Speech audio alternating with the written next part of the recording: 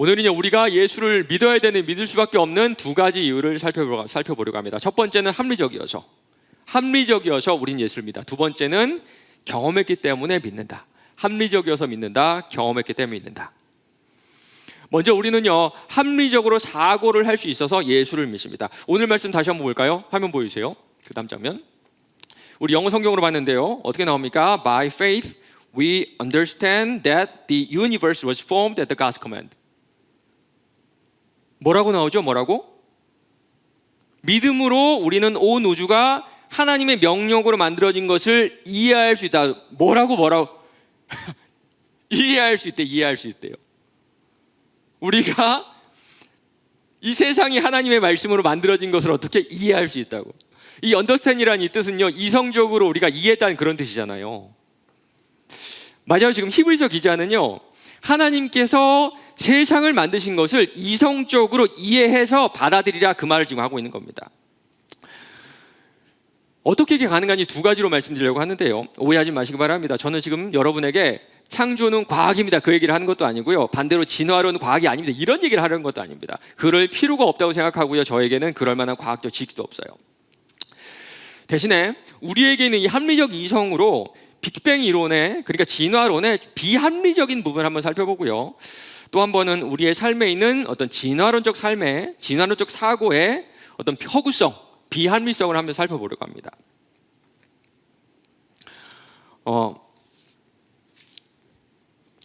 제가 EBS 많이 보죠. 올해 2월 달에요, 또 EBS에서 이런 거 있습니다. 지구의 탄생이라는 어떤 방송을 했는데요, 어떤 행성이 만들어지는 여러 가지 설 중에 성운설에 관한 내용이 있었습니다. 저작권이 있어가지고 제가 캡처를 해왔어요. 한번 보여주세요. 50억 년 전에요, 태양계에서 우주의 먼지와 운석의 파편들이 막 뭉쳐가지고 지구가 탄생했다는 그런 얘기인데요, 그러니까 작은 아주 먼지가 붙고요, 그 다음에 먼지가 붙어가지고 조그만 돌이 돼, 조그만 돌끼리 붙고, 조그만 돌이 이만큼 큰 바위가 돼서 붙어가지고 우리가 사는 지구처럼 큰 행성이 됐다, 그런 이론입니다. 이 외에도 행성이 형성되는 여러 가지 이론들이 있는데요, 이 부분은 거의 다 유사하더라고요. 그런데 합리적 이성으로 생각하면 이게 가능할까요? 합리적 이성으로? 여러분이 생각 안 해봤을 겁니다. 스파이크 세리스라고 항공우주국에서 일하던 엔지니어가 있는데요, 이 사람은 철저한 무신론자였고 하나님하고는 전혀 상관없는 그런 사람이었습니다. 그런 중에 직장에서 크리스천을 만나게 되고요, 이런저런 대화를 나누는 가운데 그 크리스천이 그 사람에게 이런 질문을 합니다. 혹시 네가 배운 물리학으로 빅뱅이 가능하다고 생각하니? 이 빅뱅 이론이 당연하다고 생각했던 이 사람이요, 그때 머리를 한 대 콱 맞은 것 같아가지고 그때부터 자기가 지금까지 배운 과학적 지식으로 빅뱅 이론을 연구하는데요, 불가능하다는 결론을 내리네요. 합리적 설명 아닌가 이게? 합리적 이성으로 이해되는 게 이 얘기 아닌가요? 작은 돌이 모여가지고 행성이 된다는 거는요, 기초 물리학으로도 할 필요 없이 우리가 알고 있는 상식으로도 불가능한 일이잖아요. 그래도 무에서 유가 생겨났다, 빅뱅으로 생겨났다는 사람들은요, 이 작은 바위들이 엄청난 속도로 서로 부딪혔을 때 깨지지 않고 붙어서 직경 100km 이상이 되는 작은 행성이 되었다고 주장을 합니다. 이게 어떻게 가능한지에 대한 설명은 없죠. 사실 설명을 안 하는 게 아니라 설명을 할 수가 없잖아요. 뭐가 더 합리적이에요? 뭐가 더 합리적일까요? 여러분, 이게 설득이 되세요? 작은 바위들이 수천 킬로미터로 빵 부딪혔는데 깨지지 않고 붙었다. 다시 한번 말씀드려요, 저는 지금요, 진화가 틀리고 창조가 맞다, 빅뱅 이론 다 틀렸다, 이런 말을 하는 게 아닙니다. 수많은 사람들이 이해하지도 못하면서 진실로 믿고 있는 이런 과학적 이론들 속에는 합리적이지 않은 과정들이 있다는 것을 말씀드리고 있는 거예요. 현재 정설로 받아들여지고 있는 빅뱅 이론을 받아들이려면요, 내 스스로 바위들이 부딪혔을 때 깨지지 않고 붙을 수 있다는 것을 증명해야 됩니다. 증명하지 못하더라도 이게 가능하다는 것을 합리적 이성으로 이해할 수 있어야 되겠죠. 그런데 무신론자들 가운데, 이 빅뱅이 맞다고 생각하는 사람들 가운데 이게 가능한 사람이 있을까요? 맞습니다. 결국에는요, 무신론자들도 이 빅뱅 이론, 진화론을 믿는 거지 합리적 이성을 운운할 수 없다는 겁니다. 그들은 돌이 부딪혀서 돌이 이렇게 만났을 때 붙는다고 믿는 거고요, 저는 돌이 부딪히면 깨진다고 생각하는 사람이에요. 어떤 게 합리적인가요? 오늘 히브리서 기자는요, 그래서 자신 있게 얘기하는 겁니다. 합리적 이성으로 이 세상이 하나님께 창조하신 것을 믿어라. 합리적 이성으로 생각 좀 하고, 생각을 해서 판단하고 믿어라. 두 번째 증거는 우리 실전 인생에 있습니다. 자동차를 한번 생각해 보시기 바라요. 자동차. 전 세계적으로 수십 개의 자동차 브랜드가 있고요. 수백 개의 차종이 있습니다. 그런데 여러분, 어떤 차가 좋은 차예요?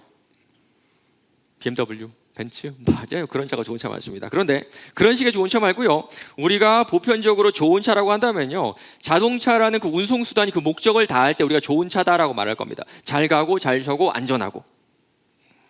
그렇죠? 그런데 가끔씩 인터넷 보다 보면요, 정말 우리가 알고 있는 그 명차들, 아주 독일의 아주 그 비싼 차들을 아주 싸게 파는 경우가 있는데요, 이 중고차를 업으로 하는 분들 얘기를 들어보면 절대로 그런 차 사지 말라 그러죠. 첫 번째는 사기일 확률이 높고요, 두 번째는 그 산 다음에 그 다음날 차가 앞으로 나가지 않을 확률이 상당히 높다 그래요. 맞아요. 아무리 이게 뭐 BMW고 벤츠고 더 좋은 차라고 할지라도 앞으로 안 가면 이 차를 좋은 차라고 하는 사람은 없을 겁니다. 이 자동차가 이동수단이라는 목적을 다할 때 우리는 이 차를 좋은 차라고 그러고요, 그 목적을 다하지 못할 때 우리는 이 차를 나쁜 차, 좋지 않은 차라고 말합니다. 맞아요. 아무런 목적이 없을 때, 그러니까 이 차를 만든 목적이 없을 때 우리는 옳고 그름을 말할 근거가 없다는 겁니다. 운송수단이 아니라 이 차를 집으로 사용하든가 아니면 장식품으로 사용하잖아요. 그러면 그 차가 움직이든 않든 차가 좋다 나쁘다 얘기할 수가 없다는 겁니다. 예전에도 한번 소개한 적이 있는데요, 그 물리학 교수님 김상욱 박사가 이런 얘기를 했었죠. 과학적으로 돼지랑 인간은 다르지가 않다. 어차피 같은 데서 시작했기 때문에, 돼지는 돼지 쪽으로, 사람은 사람 쪽으로 진화했기 때문에 어떤 게 더 우월하고 어떤 게 더 가치가 있는 존재라고 과학적으로 이 세상 가운데 얘기할 수 있는 근거가 없다라는 거예요. 한마디로 이 진화론적인 사고에서는요, 인간을 포함한 모든 생물에는 목적이 없어요. 그렇다면 우리의 행동에 있어서 옳고 그름을 판단할 수가 있을까요? 불가능한 일이죠. 좋다 나쁘다 얘기할 수가 없는 겁니다. 그런데요, 우리의 실전 인생, 우리의 삶은 실전이잖아요. 실전 인생에 보면 좋은 삶이 있어요, 없어요? 있죠. 나쁜 행동이 있어요, 없어요? 있죠. 왜 결혼한 사람은 다른 사람을 만나면 안 될까요? 왜 다른 사람과 연애하면 안 될까요? 우리 토요일날 제자 훈련할 때 똑같은 거 물어봤습니다. 왜 네 여자친구 손을 다른 사람이 잡으면 안 돼? 왜 네 남자친구 손을 다른 사람이 잡으면 안 돼? 그랬더니 이래요. 누가 내 남자친구 손을 잡으면 잘라버린대요. 왜? 왜? 그 이유가 뭐야? 물어봤더니 그냥 싫대요. 이유가 없어요. 그냥 싫어요. 진화론을 주장하는 사람들이 길을 쓰고 설명해 내려고 하는 게 뭐냐면 일부일처제입니다. 왜 우리는 일부일처제를 지금 주장하고 있는가?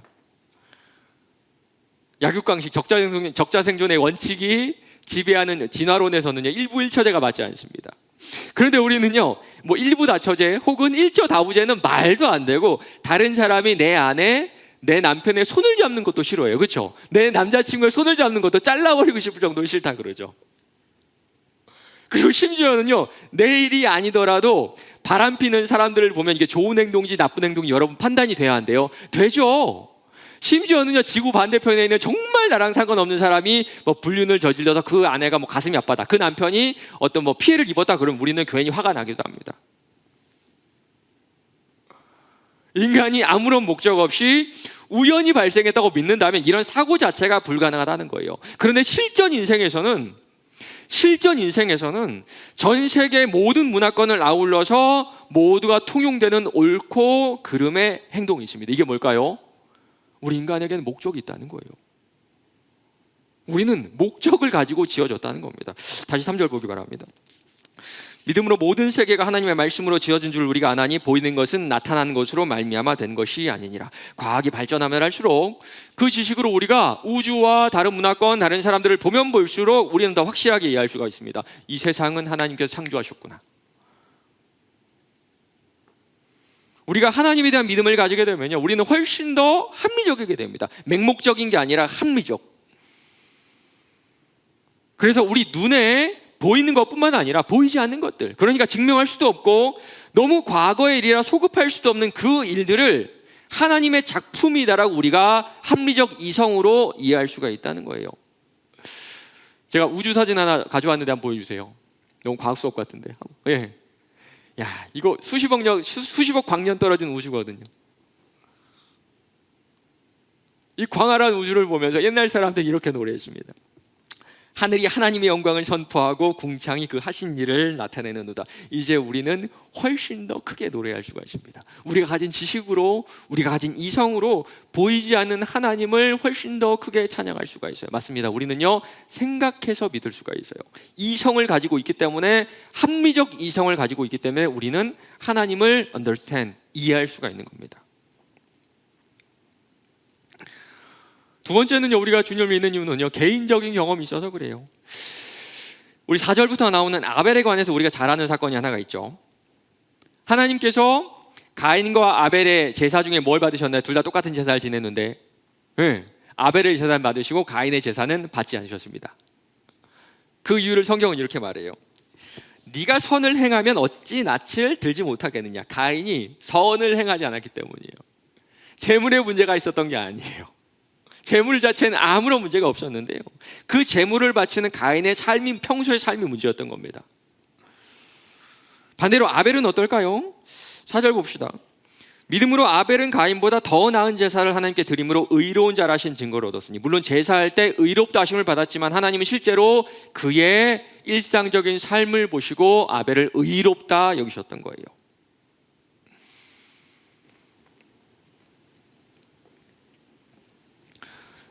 선물을 제가 받을 때마다 좀 느끼는 감정이 있는데요, 누군가 저게 선물을 주면요, 감정이 다 다릅니다. 물론 다 감사한데요, 어떤 선물을 받아 좀 담담해요. 좀 큰 선물인데도. 반대로 어떤 선물은요, 아주 작은 선물임에도 받으면 너무 기쁩니다. 우리 여행 다니는 지체들은 알 거예요. 제가 여행 다니는 지체들에게 제가 뭐 사오라 그러죠? 기억나세요? 아세요? 알죠, 여러분은? 네, 맞아요. 펜 사, 펜. 전 여러분에게 딱 하나 요구합니다. 펜을 하나 사와. 펜을 선물해 주면요, 저는 그 펜을 제 옆에 두고 항상 사용하는데요, 그 펜을 쓸 때마다, 볼 때마다 그 지체가 생각나가지고 기뻐요. 그런데 누가 저한테 와서 여행 간다고 하고 여행 갈까요? 여러분 모두 다 그런 건 아니죠.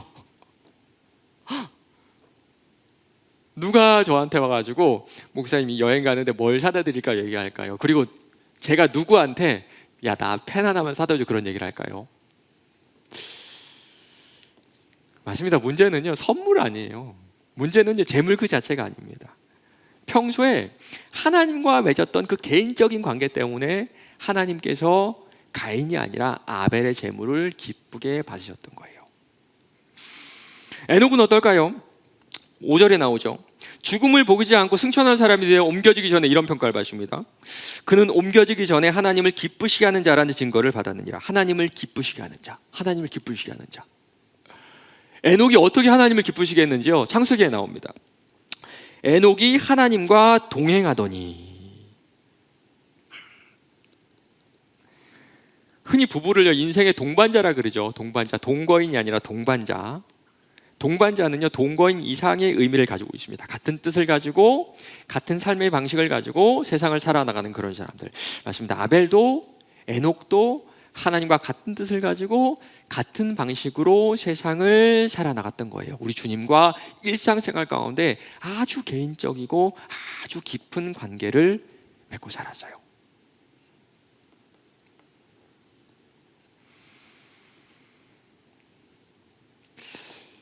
그런데 보면 이렇게 사는 게 우리가 볼 때 되게 이상적이고 낭만적이고 좋을 것 같은데 참 어렵다는 생각이 듭니다. 우리 노아 한번 생각해 보세요. 노아가 산 위에서 수십 년 동안 배를 만드는 동안에 모두가 그를 조롱하지 않았을까요?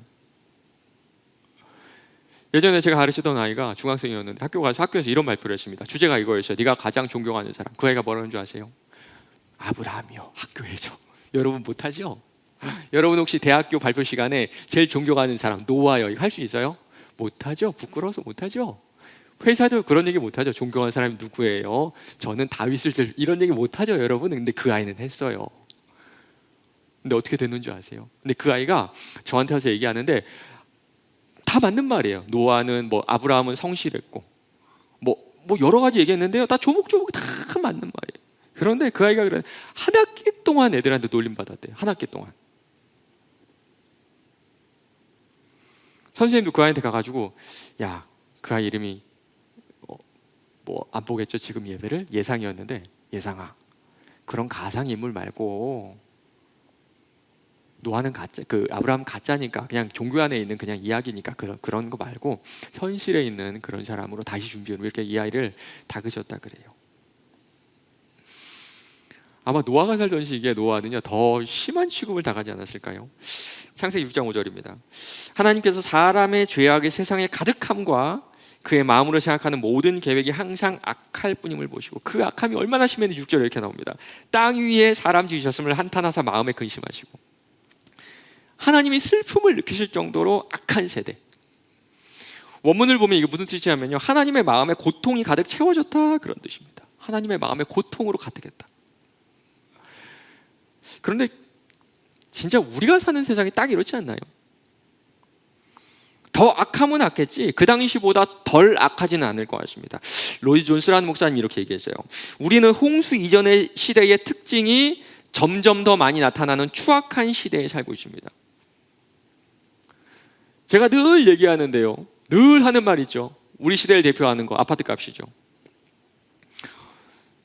이제 뭐 결혼을 준비하는 우리 지체들은 알 거예요. 지난 2년 동안 아파트 값이 2배가 올라. 2배가. 지난 2년 동안 2배.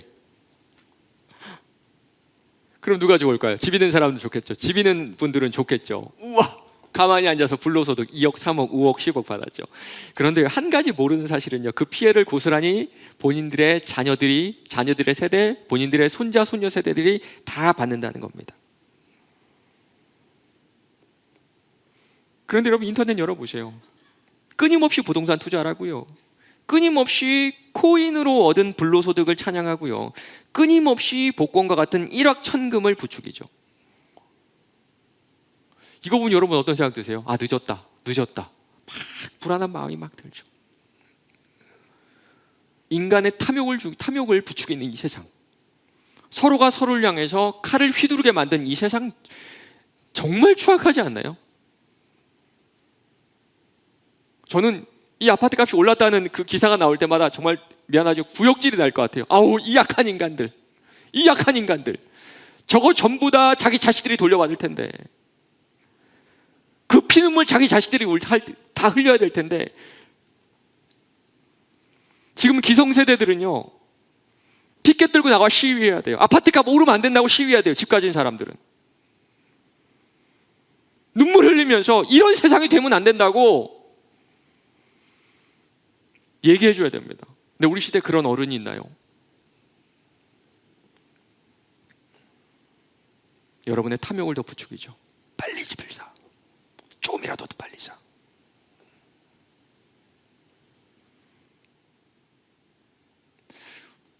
작년 한 해 동안 가장 뜨거웠던 드라마라고 하면 부부의 세계 아닐까. 저는 안 봤어요. 보진 않았는데 하도 기사가 많이 나가지고 대충의 내용은 알고 있습니다.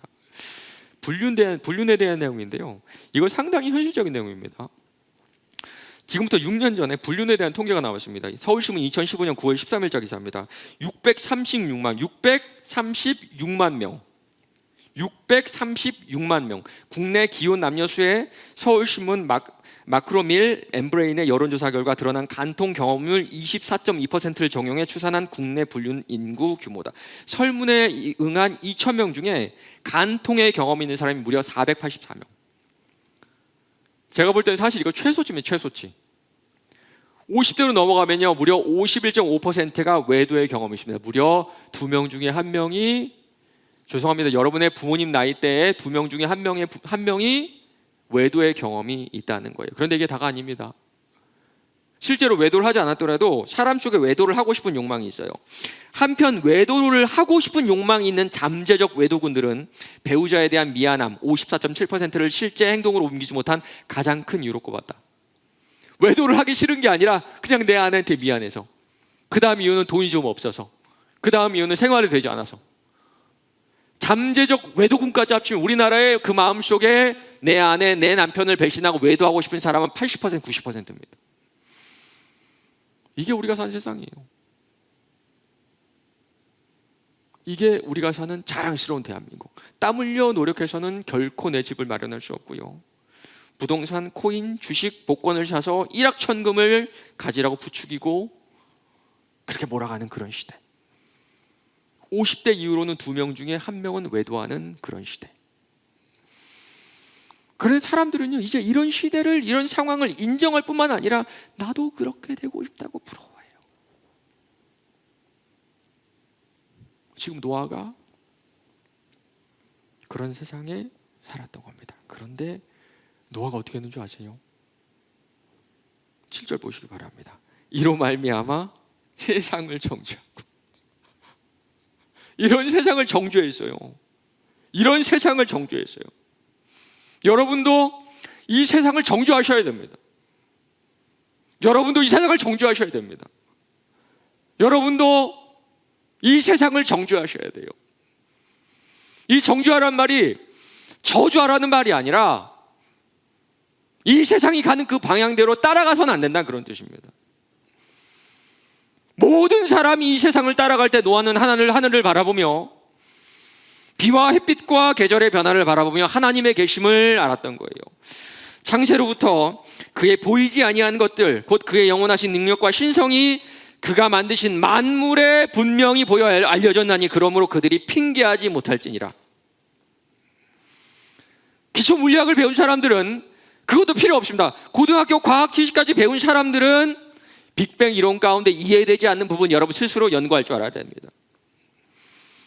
철학적 사고를 통해서 인간이 결코 진화를 통해서 나온 존재가 아니라는 것을 여러분 깨달으셔야 돼요. 노아를 보시기 바랍니다. 주변 사람들이 무슨 말을 하고 어떻게 살아도 아무 상관없이 방주를 지어요. 그때 우리 하나님 뭐라고 하는 줄 아세요? 창세기 7장입니다. 여호와께서 노아에게 이르시되 너와 네 온 집은 방주로 들어가라. 이 새에 대해서 네가 내 앞에 의로움을 내가 보았느니라. 아벨과 똑같은 말씀을 듣죠. 맞아요. 노아는요 하나님과 개인적인 경험이 있었던 거예요. 그래서 모두가 비웃을 때, 모두가 조롱할 때도 그 믿음으로, 그 개인적인 관계로 이 방주를 지어냈던 겁니다. 1세기에 도시에 살던 크리스천들이 스스로에게 묻던, 그들을 힘들게 하는 질문이 바로 이거라 그랬습니다. 왜 나는 하나님을 믿는데 이렇게 힘들까? 왜 나는 신앙이 있는데 일이 잘 풀리지 않을까? 왜 나는 예수님을 믿는데 직장에서 이런 불합리함을 경험하게 될까? 이런 불평과 고민 가운데 믿음을 잃어가는 우리에게 주시는 2가지 해답입니다. 이성적으로 생각해보라. 그리고 일상에서 하나님과의 더 깊은 관계로 들어가라.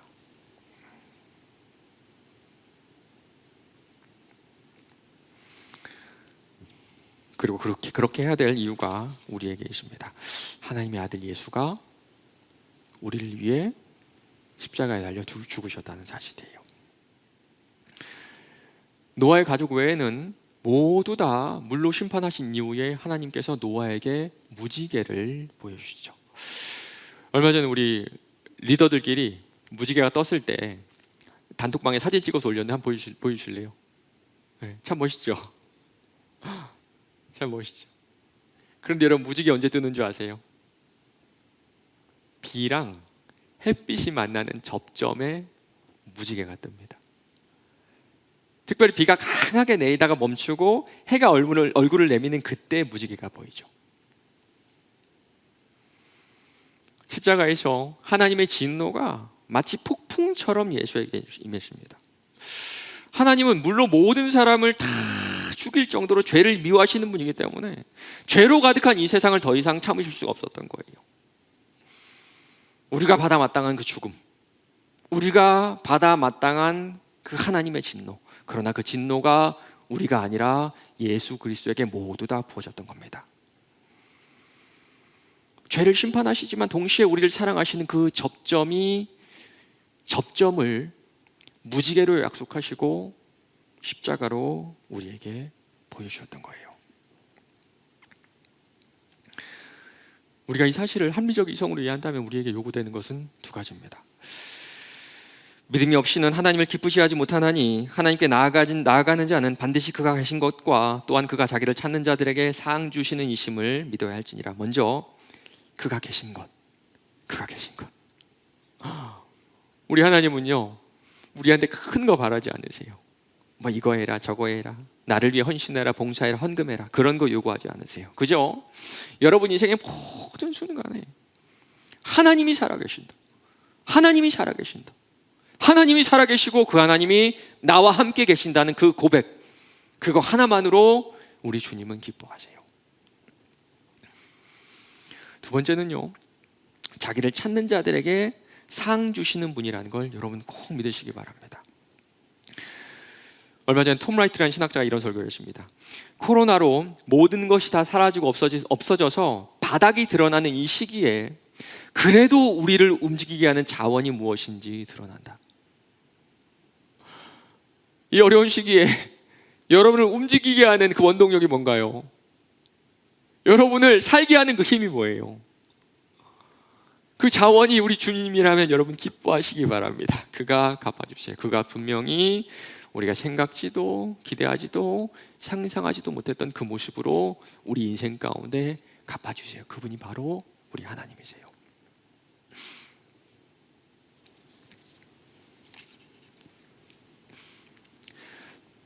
말씀 맺겠습니다. 그렇다면 이번 주 우리 이렇게 한번 살아볼까요? 너는 기도할 때에 네 골방에 들어가 문을 닫고 은밀한 중에 계시는 네 아버지께 기도하라. 은밀한 중에 보시는 네 아버지께서 갚으시리라. 은밀하게 기도할 때 우리 주님께서 갚아주신다고 하네요. 이번 한 주 여러분만의 은밀한 곳을 한번 찾아보시기 바랍니다. 세상 사람들은요, 은밀한 곳에서 죄를 짓죠. 그러나 우리는 은밀한 곳에서 우리 주님과 깊은 개인적인 관계를 맺을 수가 있어요. 은밀한 곳 하니까 없는 것 같죠? 그런데 생각해보면 참 많습니다. 우리 직장 다니는 지체들은요, 참 바쁘죠. 그러나 여러분 화장실 가는 그 1분, 2분 핸드폰 내려놓고 우리 그 화장실에서 주님과 은밀하게 이야기할 수가 있어요. 또 여러분만의 공간이 있죠. 여러분만의 그 유일한 공간이 침대에서 아침에 일어나자마자 기도할 수 있고요, 잠들기 전에 기도할 수가 있어요. 아무도 없을 때 혼자 있는 그 공간에서 드리는 그 기도를 주님께 들으시고 갚아주신다 그래요. 생각하면 할수록, 보면 볼수록 노아의 시대보다 1세기의 그리스도인이 살던 시대보다 더 악하고 서로의 악함을 부추기고 서로의 탐욕을 부추기며 사는 게 바로 우리가 사는 이 시대가 아닌가 생각하는데요, 이 시대에 우리 이거 하나 바랐으면 좋겠어요. 나는 내 기쁨이 아니라 주님의 기쁨을 위해 사는 사람이 되고 싶다. 나는 주님을 기쁘시게 되고 싶다. 이 소망 가지고 살아가는 저 여러분 되시길 바랍니다.